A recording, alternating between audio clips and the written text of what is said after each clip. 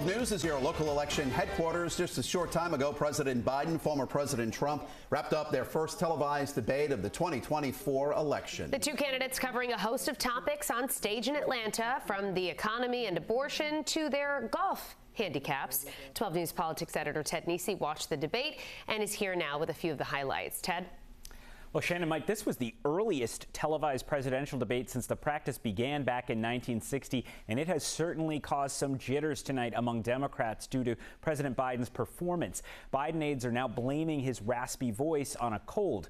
Right at the start of the debate, the two candidates clashed over the state of the economy when Biden took over from Trump amid the pandemic. And so what we had to do is try to put things back together again. And that's exactly what we began to do. We created 15,000 new jobs. We brought out the position where we have 800,000 new manufacturing jobs. But there's more to be done. We had the greatest economy in the history of our country. We have never done so well. Everybody was amazed by it. Other countries were copying us. We got hit with COVID.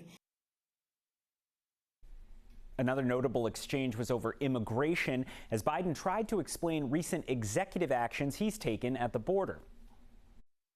What I've done since I've changed the law, what's happened? I've changed it in a way that now you're in a situation where there are 40% fewer people coming across the border illegally. That's better than when he left office. And I'm going to continue to move until we get the total ban on the total initiative relative to what we're going to do with more Border Patrol and more asylum officers. President Trump?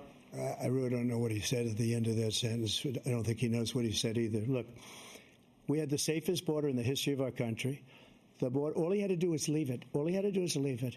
He decided to open up our border, open up our country to people that are... riot and Trump's refusal to accept the 2020 election results. What do you say to voters who believe that you violated that oath through your actions and inaction on January 6th and worry that you'll do it again? Well, I don't think too many believe that. What he said about this whole subject is so off. Peacefully patriotic. And the idea that he's talking about all this being fabricated, we saw with our own eyes. We saw what happened on January 6th. You can find a full recap of the debate on our website, WPRI.com. So far, Biden and Trump have only agreed to one other debate that's scheduled to take place on September 10th. Ted Nesi, 12 News.